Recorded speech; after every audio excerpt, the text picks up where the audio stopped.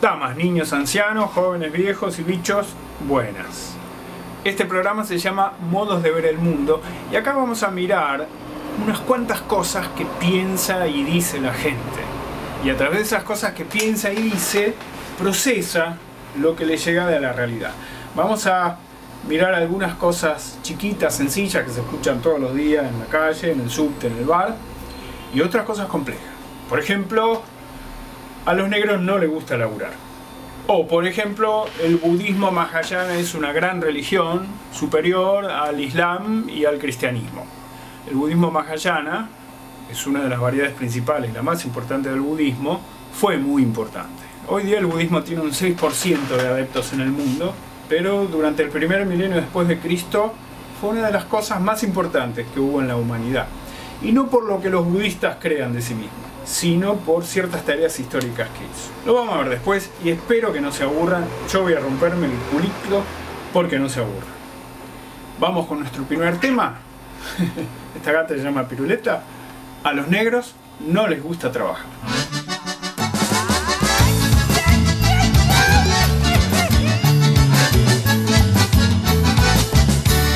Yo soy el desocupado, ¿por qué me miras así?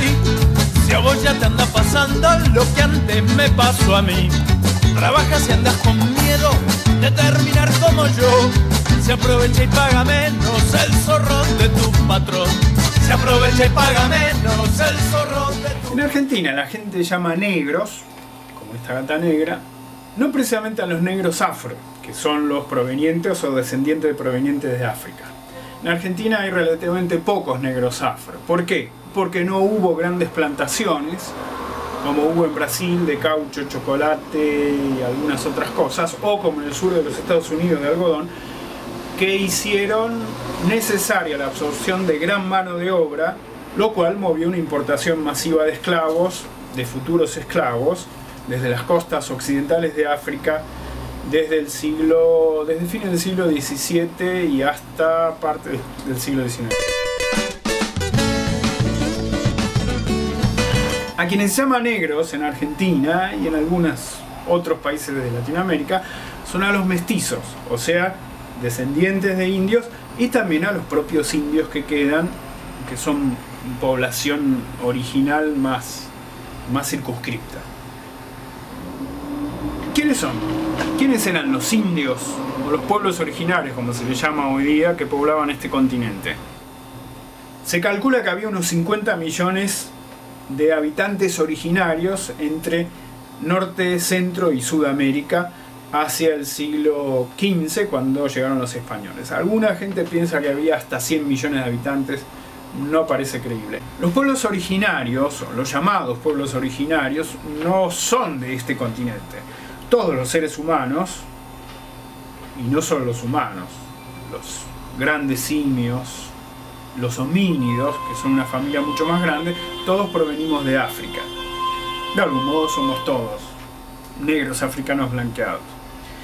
Los pueblos originarios que habitaban el continente americano hacia la época en que los europeos llegaron, a fines del siglo XV, habían ingresado, mejor dicho, sus antecesores habían ingresado a través del estrecho de Bering, que queda en el noroeste de Alaska, hace entre 14 y 22 mil años. A partir de ese ingreso hicieron diversas migraciones y lo fueron poblando. Se calcula que hace 6.000 años llegó el ser humano, el Homo sapiens, a esta zona, la de Argentina, y hasta el sur fueguino. No fue un solo cruce o una sola migración. Es incierto los ida y vuelta. Ya vamos a ver que hubo intercambio de otras cosas muy importantes para la historia humana por ahí. Bueno, también hay una parte de migraciones que podría haber llegado a través del Océano Pacífico en las grandes balsas y catamaranes y canoas. La civilización austronesia, que a veces conocemos como Polinesia, colonizó desde hace unos 5 o 6 mil años el Océano Pacífico, o sea, las diversas islas, la más cercana a nuestro continente, la isla de Pascua, Y hay discusiones acerca de si habría irradiado y llegado a las costas americanas por esa vía. Quizá en el futuro se sepa si hubo realmente una corriente marítima relativamente reciente en relación a la más antigua, la corriente migratoria a través del estrecho de Bering.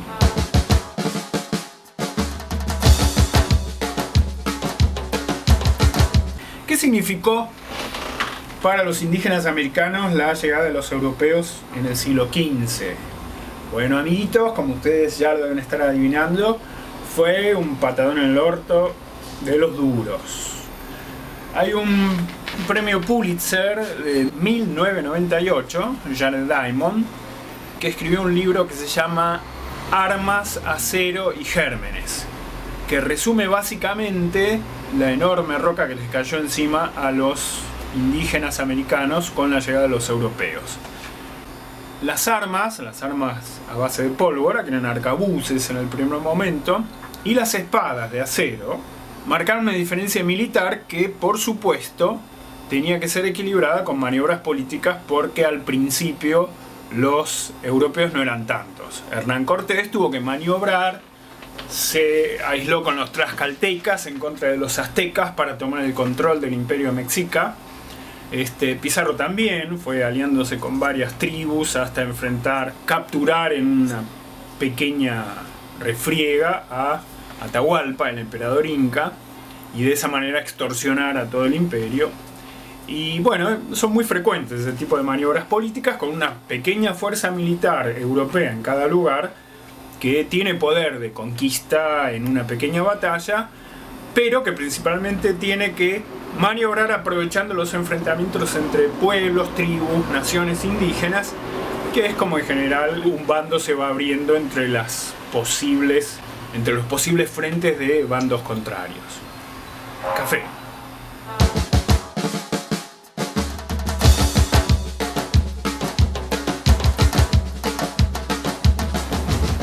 Pero a la larga, la entrada europea no solo apuntaba, o en su desarrollo se fue apoderando de los recursos naturales que había en América, sino inyectando grandes migraciones de europeos que fueron empujando y sustituyendo a la población indígena, en general de malos modos, no todos conscientes. El aliado invisible de los europeos fue un cóctel de virus que desembarcaron en América, el principal de la viruela. En el mejor de los casos, la viruela o algún otro virus diezmó en 1/3 de las poblaciones indígenas, sobre todo de las tribus, no de las grandes civilizaciones indígenas. ¿Por qué? Porque las tribus se distribuían a través de territorios amplios y la propagación virósica era más lenta. En cambio, en las grandes metrópolis, por ejemplo en Tenochtitlán, que actualmente en México DF, en Tenochtitlán el primer brote de viruela ya fue mortífero y fue durante los enfrentamientos de Cortés con los aztecas.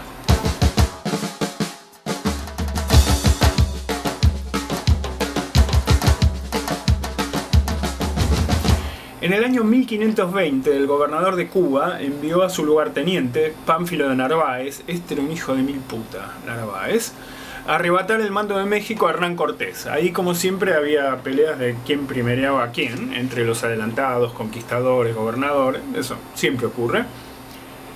Narváez había sido responsable por matanzas de indios en Cuba y en ese viaje transportaba esclavos africanos, algunos de los cuales se enfermaron. Al menos uno de esos esclavos fue desembarcado en el continente. Este esclavo traía una variedad de viruela.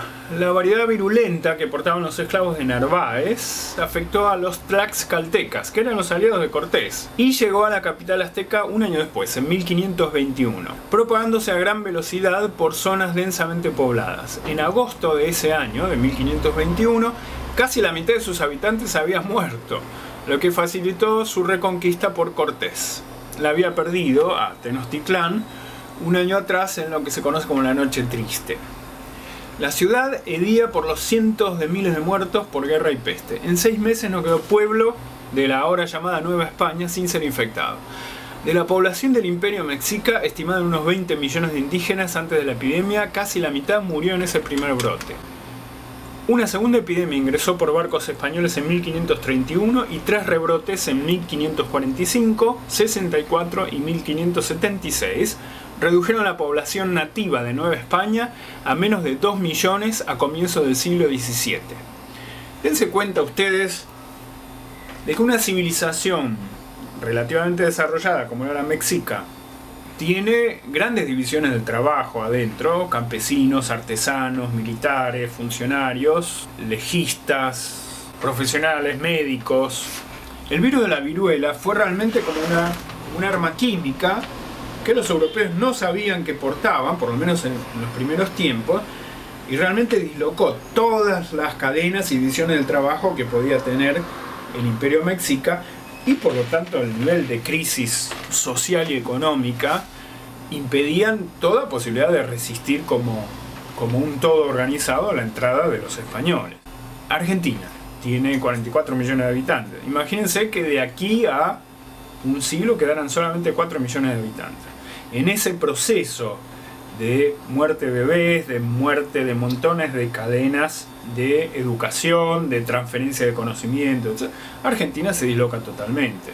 Cualquier estado que venga de fuera, o mejor dicho, cualquier grupo organizado por un estado exterior que entre en nuestro país en esa situación, va a tener un poder de coordinación y de mando del que va a carecer totalmente la población nativa. Eso pasó en el Imperio Mexicano, Mexica mejor dicho, y en el Imperio Incaico también, que es mucho más alargado y se prolongaba de sur a norte a través de la cordillera de los Andes.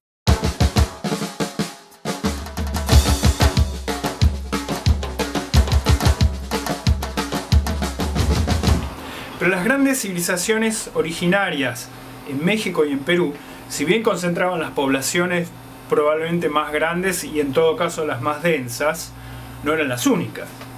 El grueso del territorio americano estaba recorrido por tribus en estado neolítico, que quiere decir que se dedicaban a un poco de siembra, y en la cordillera algunas tenían llamas, que era el único ganado que había acá, o en estado paleolítico, que quiere decir básicamente cazadores recolectores, en variedades muy diferentes según la zona y según los modos que la naturaleza permitía para sostenerse. Estas tribus no pudieron ser cooptadas o dominadas tan fácilmente porque no tenían un estado grande, y fueron corriéndose en la medida que la civilización de origen europeo iba avanzando. Un ejemplo lo tenemos acá en Argentina con la famosa conquista del desierto y la guerra a los malones. Los malones de los indios eran la respuesta a la civilización que avanzaba y que por supuesto los erradicaba y se quedaba con sus tierras. Como todos sabemos, los fueron corriendo cada vez más hacia el oeste y el sur, con las campañas de Rosas y de Roca. La epopeya de los indígenas de Norteamérica, con la conquista del oeste americano que fue en el siglo XIX, esas tribus que andaban a caballo y que usaban armas o escopetas a veces para asaltar las caravanas o para resistirlas, en general fue a la inversa. Las caravanas eran las que mataban a los indios, les mandaban el famoso ejército ese que llegaba con el toque de tatara, y masacraba montones de poblaciones para que los colonos pudieran quedarse con las tierras.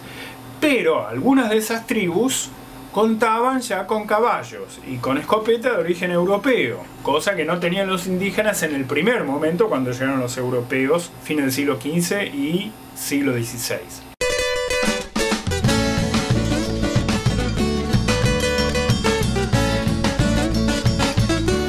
¿Qué efecto tuvo la conquista europea sobre el conjunto del continente americano? Bueno, aplanaron bastante las poblaciones.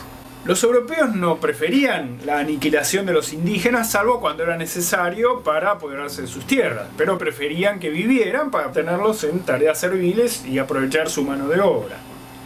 Ustedes han leído de las encomiendas y todo eso, que era la manera en que la iglesia ayudaba a domesticar a los indios y que se pusieran a laburar para los blancos. El problema es que las pestes, la viruela principalmente y después la fiebre amarilla, pero esa también jorobó a los europeos, diezmaron y minaron enormes poblaciones indígenas. los europeos pusieron a trabajar grandes masas de indígenas en las minas de plata en México y en Perú. Mandaban a los indígenas, los tenían viviendo al fondo de socavones y los explotaban muy duramente. A los indígenas de los territorios dispersos, los que vivían de la caza, en migraciones, era más difícil ponerlos a trabajar. Se requería una logística para ir, apoderarse de ellos, ponerlos a laburar. Frecuentemente el indígena capturado no le gustaba eso, por la misma razón que a vos y a mí no nos gustaría que vengan, nos lleven, y resistiríamos de todos los modos posibles. Pero a veces sus hijos ya eran educados en la obediencia al español o al europeo, y de esa manera iban formando la actual población de descendientes de indígenas, que es la que puebla el continente. En términos darwinianos, los mestizos y los descendientes de indios y los propios indios que viven en nuestro continente han sido seleccionados. Se les aplanó la cabeza, a los más rebeldes se los mató o se los sobreexplotó en trabajo. Entonces, si uno dice a los indígenas, a los mestizos, no les gusta trabajar, uno tiene que decir, bueno, si me llevaste todas las tierras, me destruiste los estados, me quitaste la nacionalidad y me destruiste las tribus, y después me pagás unos salarios lamentables, no me brindás educación, más que una educación pública muy elemental, y muy entusiasta no soy de trabajar en tu civilización occidental que ha llegado a estas costas. Recuérdense los retratos que hacía de los indígenas, por ejemplo, Lucio Mansilla, donde decían que eran increíbles jinetes, terribles cazadores. Me acuerdo una frase que dice: es una masa de músculo lista para actuar. El indígena no era un tipo indolente, ni mucho menos, un tipo que podía sobrevivir en condiciones durísimas, en mitad de pampas, desiertos, selvas. Los indígenas del sur argentino, los onas, yanaconas, se tiraban al agua a pescar. En realidad las mujeres hacían eso. Tenían un sistema de división de trabajo por el cual los hombres estaban a bordo de la canoa y la mujer era la que nadaba. Eran grandotes, gigantes, porque la propia selección natural por el clima había hecho que tuvieran que ser corpulentos y almacenar mucha grasa en el cuerpo, eran gordotes, para poder sobrevivir al frío, al agua fría, etc. En términos de trabajo humano, en la lucha por su supervivencia, trabajaban como bestias y además creativamente dentro de lo suyo. Y dentro de las civilizaciones se trabajaba mucho también. Pero es muy distinto trabajar para una raza que se ha apoderado de tus estados, lo disolvió, se quedó con tus tierras, se cogió a tus mujeres. Se produjo lo que se llama una sustitución de linajes, un recambio. No me acuerdo qué pájaro es, o a veces sucede con los reptiles, que sustituyen en el nido los huevos de especie que tiene el nido y ponen los propios para que los otros los empollen. Bueno, algo así sucedió en América. Hubo un recambio de poblacional tremendo. En este momento en América deben seguir existiendo entre 50 y 100 millones de indígenas más o menos, pero estamos en un continente que tiene miles de millones de personas con mucho más componente europeo. Eso es lo que se llama un recambio poblacional, un recambio de linajes y de corrientes de ADN, que los linajes son eso. Por lo tanto, tiene bastante de lógico que no haya tanta voluntad de trabajar, que no haya tanta voluntad de contribuir, sobre todo si lo único que te destina a esta civilización son puestos de mucama, puestos de obrero, peón, changador. No eran eso lo que eran en sus condiciones originarias estos pueblos. También tenían divisiones en clases, también se explotaban o se enfrentaban unos a otros, pero también generaban sus propios grupos dominantes, sus propios grupos religiosos, sus propias élites culturales, más o menos como las otras civilizaciones han desarrollado cada una hacia su interior.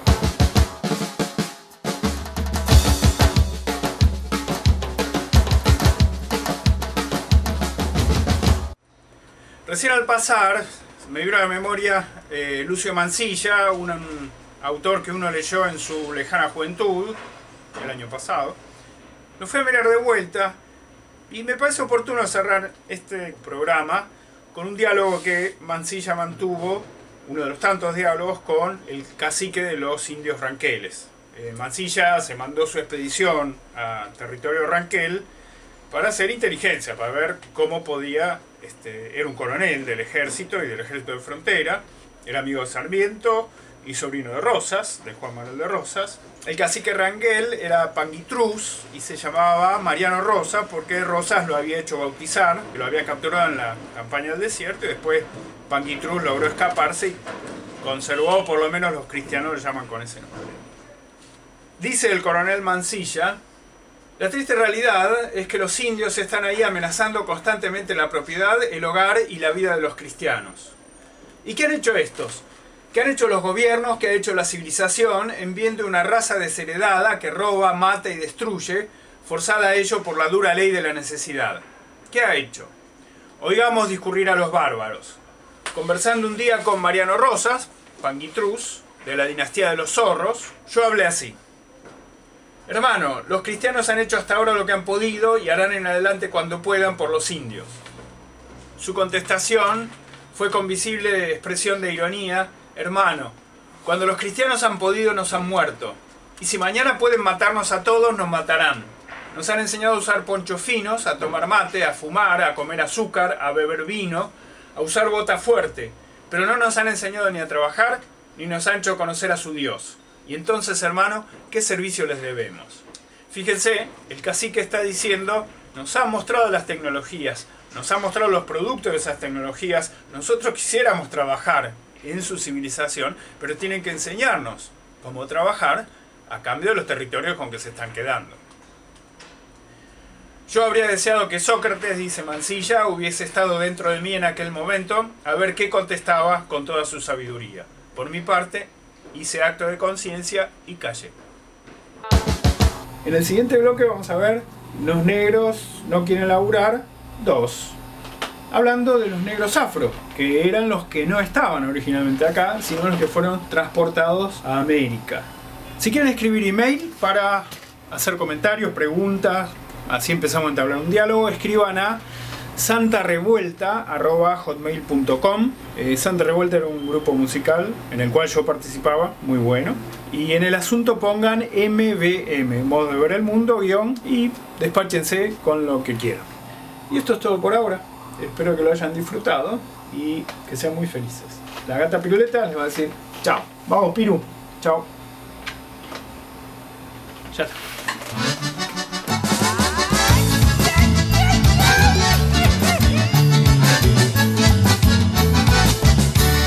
Yo soy el desocupado, ¿por qué me miras así?